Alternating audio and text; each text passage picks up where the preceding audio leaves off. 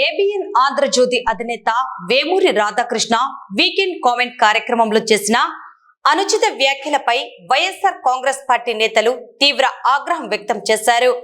మహిళలను, వైసీపీ కార్యకర్తలను కించపరిచేలా మాట్లాడిన ఆయనపై తక్షణమే చట్టపరమైన చర్యలు తీసుకోవాలని డిమాండ్ చేస్తూ మాజీ ఎమ్మెల్యేలు వైఎస్ఆర్ కాంగ్రెస్ పార్టీ జిల్లా అధ్యక్షుడు కాటసాని రాంభూపాల్ రెడ్డి, కాటసాని రామిరెడ్డి, శిల్పా రవిచంద్ర కిషోర్ రెడ్డి, మాజీ ఎంపీ పోజా బ్రహ్మానందరెడ్డి, నంద్యాల నియోజకవర్గ పరిశీలకుడు సూర్యనారాయణ రెడ్డి, శ్రీశైలం నియోజకవర్గ పరిశీలకుడు పిపి మధుసూదన్ రెడ్డి, వైఎస్ఆర్సీపీ నేతలు జిల్లా ఎస్పీని కలిసి వినతి పత్రాన్ని అందజేశారు.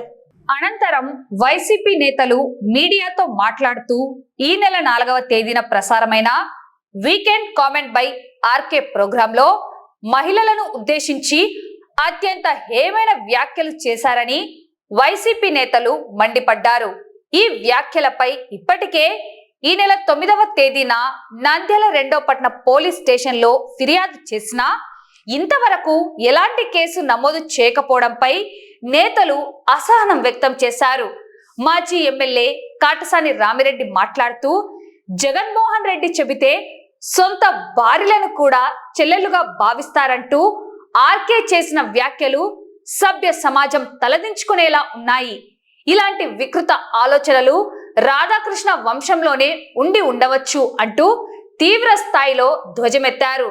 జర్నలిజం ముసుగులో నీచమైన రాజకీయాలు చేస్తూ మహిళా లోకాన్ని అవమానిస్తున్న రాధాకృష్ణపై కేసు నమోదు చేయాలని కూటమి ప్రభుత్వం అధికారంలో ఉందనే గర్వంతో ఇలాంటి డైవర్షన్ పాలిటిక్స్ చేయడం మానుకోవాలని వైసీపీ నేతలు హెచ్చరించారు. మాజీ ముఖ్యమంత్రి వైఎస్ జగన్మోహన్ రెడ్డిని వైసీపీ శ్రేణులను లక్ష్యంగా చేసుకొని వ్యక్తిత్వ హననానికి పాల్పడుతున్న ఏబిఎన్ యాజమాన్యంపై కఠిన చర్యలు తీసుకోవాలని, లేని పక్షంలో ఆందోళనలు ఉధృతం చేస్తామని వారు స్పష్టం చేశారు. పోచా బ్రహ్మానందరెడ్డి గారు, మా తమ్ముడు కాటసాని రామిరెడ్డి గారు, శిల్ప రవి గారు, శశికళ గారు, సూర్యనారాయణ రెడ్డి గారు, నంద్యాల మున్సిపల్ చైర్మన్ గారు, ఇంకా కొంతమంది మా పార్టీకి సంబంధించిన నాయకులు అందరం కలిసి ఈ రోజు ఎస్పీ గారి దగ్గరికి రావడం జరిగింది. కొద్ది రోజుల కిందట ఆంధ్రజ్యోతి అధినేత అయిన రాధాకృష్ణ గారి మీద మేము ప్రతి ఒక్క స్టేషన్లో కూడా నియోజకవర్గాలకు సంబంధించిన హెడ్ క్వార్టర్లు అన్ని హెడ్ క్వార్టర్లు కూడా పోలీస్ స్టేషన్లో మేమందరం కూడా ఎస్ఐలకు అందరికి కూడా కేసులు ఇవ్వడం, అంటే కేసు పెట్టమని మేము అందరం కూడా రిప్రజెంటేషన్ ఇవ్వడం జరిగింది.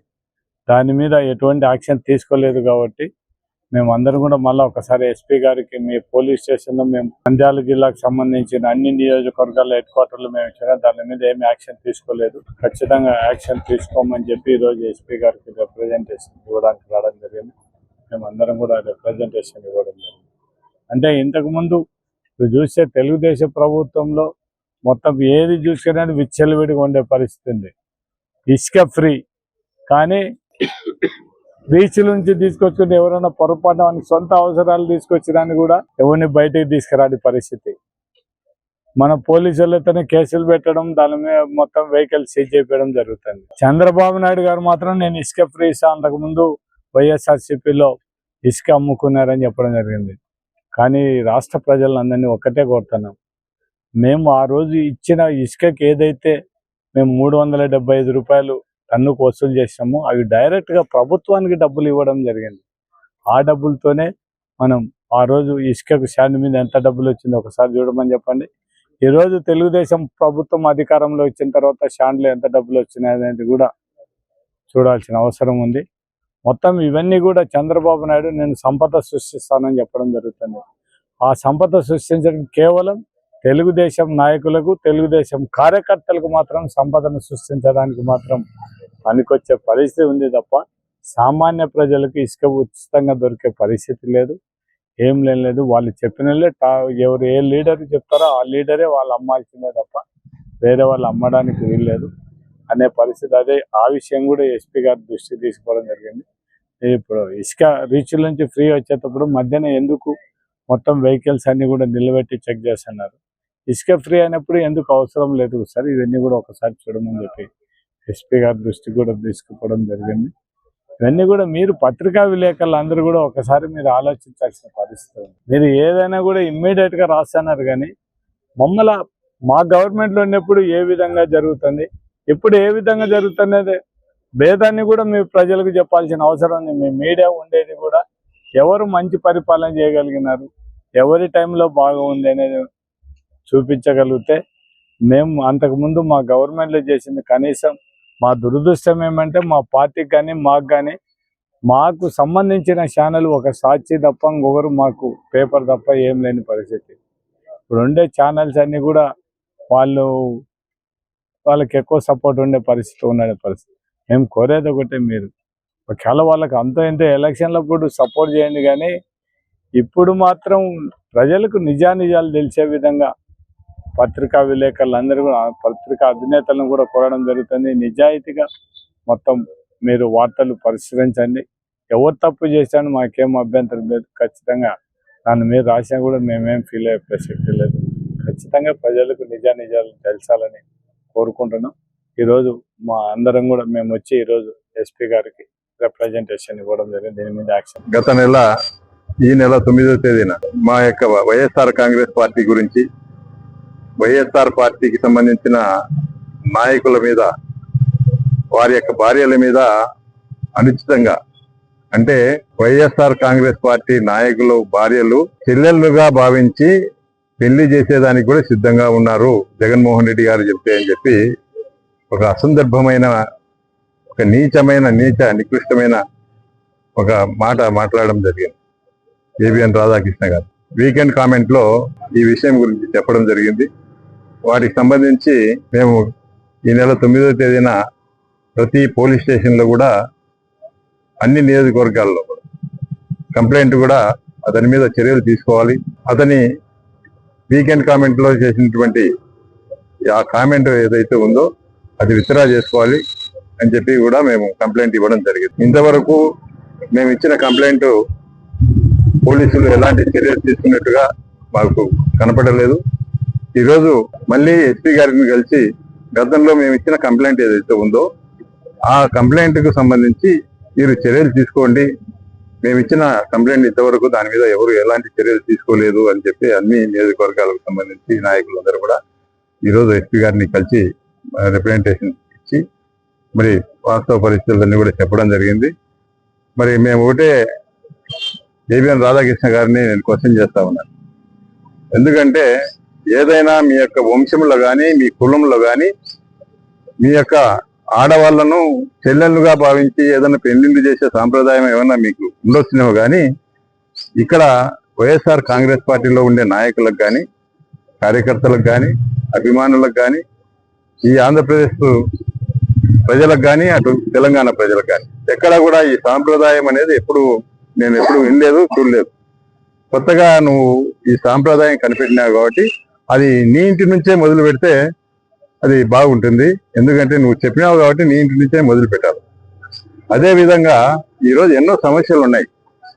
యూరియా సమస్య ఉంది మొన్నటిదాకా, ఇప్పుడు కొత్తగా డీజిల్ సమస్య ఉంది. ఇంకా ఈ రాష్ట్రంలో రైతులకు సంబంధించి పండిన పంటకు గిట్టుబాటు ధర లేక రైతులు అల్లాడిపోతా ఉన్నారు. వాటి గురించి ఎక్కడ మీ యొక్క పేపర్లో కానీ మీ యొక్క ఛానల్లో కానీ ఎక్కడ ప్రసారం చేయరు. మరి కేవలం వైఎస్ఆర్ కాంగ్రెస్ పార్టీని ఏ విధంగా పార్టీ మీద బురద చల్లాలా, జగన్మోహన్ రెడ్డి గారిని టార్గెట్ చేసి, జగన్మోహన్ రెడ్డి గారి కుటుంబాన్ని టార్గెట్ చేసి, వైఎస్ఆర్ పార్టీ నాయకులను టార్గెట్ చేసి మాట్లాడుతూ ఉన్నారు. నేను ఒకటే తెలియజేస్తా ఉన్నాను. ఇప్పుడు ఏదో మీరు పెళ్లి గురించి మాట్లాడుతూ ఉన్నారు. ఖచ్చితంగా 2029లో వైఎస్ఆర్ కాంగ్రెస్ పార్టీ అధికారంలోకి వస్తుంది. ఇక్కడున్న నాయకులు అందరం కూడా ఖచ్చితంగా నీకు ఆ పెళ్లి జరిపించే కార్యక్రమంలో మేము ముందుంటాము. ఖచ్చితంగా వైఎస్ఆర్ కాంగ్రెస్ పార్టీ కూడా రాష్ట్ర వ్యాప్తంగా రాధాకృష్ణ, ఎందుకంటే భార్య చనిపోయి దాదాపు 4 సంవత్సరాలు కావస్తా ఉంది, ఆయన పెళ్లి కావాలని అనుకుంటాం. ముహూర్తాన నీ పెళ్లి ఖచ్చితంగా మేము చేసేదానికి కూడా సిద్ధంగా ఉన్నామని చెప్పి ఈ సందర్భంగా తెలియజేస్తాం. ఈరోజు మా నంద్యాల గౌరవ అధ్యక్షులు శ్రీ కాట్సాని రాంభూపాల్ రెడ్డి గారితో, అలాగే బనగానపల్లె మాజీ శాసనసభ్యులు గౌరవనీయులు రామరెడ్డి గారితో, అలాగే మా పార్టీకి సంబంధించినటువంటి మాజీ ఎంపీ గారు శ్రీ పోచా బ్రహ్మానందరెడ్డి గారు, అలాగే మిగతా నాయకులు అందరం కలిసి ఈరోజు ఎస్పీ గారికి ఒక రిప్రజెంటేషన్ ఇవ్వడం జరిగింది. గతంలో మేము ఇచ్చినటువంటి ఫిర్యాదు మీద ఈ రోజు వరకు ఎటువంటి చర్యలు తీసుకోలేదు. ఏబిఎన్ రాధాకృష్ణ గారు అసందర్భంగా అసభ్యకరమైనటువంటి మాటలు మాట్లాడి ఈరోజు మా మనోభావాలన్నీ కూడా కించపరిచినటువంటి పరిస్థితి. ముఖ్యంగా మహిళల్ని ఎంత చులకనగా మాట్లాడినారో, ఎంత చులకనగా వాళ్ళు చూస్తున్నారనే దానికి ఆయన మాటలే పెద్ద ఉదాహరణ. మరి వారి మీద చర్యలు తీసుకోవాలని చెప్పేసి ఈరోజు వారిని కోరడం జరిగింది. ఎందుకంటే మాట్లాడితే మహిళా లోకానికి మేము మంచి చేస్తున్నాం, వైఎస్ఆర్సీపీ పార్టీ మీద ఎన్నో చేయనటువంటి పనులన్నీ కూడా చేసినారనే విధంగా ప్రజల్లోకి వారి మీడియాతోటి తీసుకువెళ్ళి ఎలక్షన్లలో ప్రజల్లో లేని భావోద్వేగాల్ని రెచ్చగొట్టి ఆ రోజు చేసినటువంటి పరిస్థితి మీరు అందరు కూడా చూసినారు. మహిళల మీద ఎంతో మాకు ఉన్నతమైన గౌరవం ఉంది అని చెప్పేసి వాళ్ళు మాట్లాడిన మాటలన్నీ కూడా విన్నారు. మరి ఈరోజు సాక్షాత్తు వారి అధినేతనే వీకెండ్ కామెంట్లో భాగంగా టీవీల్లో, పేపర్లలో ఇంత అసభ్యకరమైన మాటలు మాట్లాడిన తర్వాత ప్రభుత్వం ఎటువంటి చర్యలు తీసుకోకపోవడాన్ని ఏరా చూడాలి అని చెప్పేసి ఒకసారి ప్రజలు కూడా ఆలోచించమని చెప్పి కోరుతున్నాను. పైపెచ్చిగా ఖండించకపోగా వైఎస్ఆర్సీపీ నాయకుల్ని కించపరిచిన తర్వాత వైఎస్ఆర్సీపీ నాయకులు వెళ్ళి రాధాకృష్ణ గారికి క్షమాపణలు చెప్పాలని చెప్పేసి ప్రగల్భాలు పలుకుతారు. అంటే ఎంత దుర్మార్గంగా ఆలోచిస్తున్నారు, మహిళల మీద ఎంత చిత్తశుద్ధి ఉంది, మహిళల పట్ల ఎటువంటి గౌరవం ఉందనేది ఈ సందర్భంగా ఒకసారి ప్రజలందరినీ కూడా గమనించమని చెప్పేసి కోరుతున్నాం. ఈరోజు జగన్మోహన్ రెడ్డి గారు వారి 5 సంవత్సరాల కాలంలో, లేకపోతే వారు రాజకీయాల్లో అడుగుపెట్టినప్పటి నుంచి కాలంలో ఏనాడైనా సరే, ఒక్కసారైనా సరే మహిళల్ని అగౌరవపరిచినటువంటి మాటలు ఎప్పుడైనా మాట్లాడినారా? ఎక్కడైనా మీరు చూపించగలుగుతారా అని చెప్పేసి మేము ప్రశ్నిస్తున్నాం. ఆయన అన్నటువంటి మాటలని, ఆయన పార్టీ నాయకులు అన్నటువంటి మాటల్ని కూడా అంటించి వైఎస్ఆర్సీపీ పార్టీని మహిళల నుంచి దూరం చేయాలని ఒక దురాలోచనతోటి మీరు ఎన్ని కుట్రలు పన్నారు ప్రజలందరూ కూడా చూసినారు. ఈరోజు ఒక్కదాన్ని కూడా నిరూపించలేనటువంటి పరిస్థితి. ఈరోజు 30,000 మంది మహిళలు అదృశ్యమైనారు జగన్మోహన్ రెడ్డి గారి హయాంలో అన్నారు. మరి ప్రభుత్వం వచ్చి 2 సంవత్సరాలు అయింది, ఎన్ని వేల మంది మహిళల్ని తిరిగి తీసుకొచ్చినారని చెప్పేసి కూడా ఈరోజు మేము ప్రశ్నిస్తున్నాం. ఈరోజు మహిళల మీద రకరకాల కేసులు పెట్టేటువంటి పరిస్థితికి వచ్చినారు. ఈరోజు మహిళల మీద దాడులు జరుగుతూ ఉన్నాయి, మహిళల్ని హత్యలు చేసినటువంటి పరిస్థితులు ఉన్నాయి. ఏ ఒక్క దాంట్లో అయినా సరే ఈ రోజు వరకు మీరు చర్యలు తీసుకున్న పరిస్థితి ఉందా అని చెప్పేసి, చిన్నారుల మీద అగత్యాలు జరిగితే కూడా దాని మీద కూడా ఈ రోజు వరకు ఎటువంటి చర్యలు తీసుకున్నటువంటి అసమర్థ పరిపాలన ఈరోజు కొనసాగుంది అని చెప్పడంలో ఎటువంటి సందేహం లేదు. ఇప్పటికైనా బుద్ధి తెచ్చుకొని మహిళా లోకం అంతా కూడా చూస్తోంది. ఏబిఎన్ రాధాకృష్ణ గారి మీద మీరు చర్యలు చేపట్టి కనీసం మీ గౌరవాన్ని కాపాడుకోవాలని చెప్పేసి ఈ ప్రభుత్వానికి నేను సూచిస్తున్నాను. మరి అదేవిధంగా నంద్యాల జిల్లాలో జరుగుతున్నటువంటి సమస్యల పట్ల కూడా ఎస్పీ గారికి వివరించడం జరిగింది.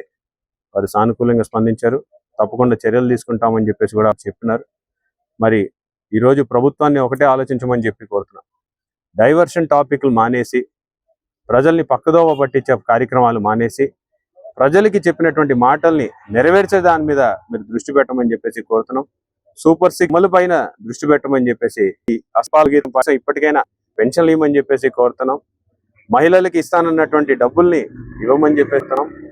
చెప్పిన పనులు, మేము చేసినటువంటి పనులని ఈ రోజు వరకు కనీసం శంకుస్థాపనలు కూడా చేయలేదు, అలాంటి పనులన్నీ కూడా పూర్తి చేయమని చెప్పేసి వాళ్ళకి సూచిస్తూ, మరి త్వరలోనే రాధాకృష్ణ గారి మీద కూడా చర్యలు చేపట్టాలని చెప్పేసి నేను కోరుకుంటున్నాను.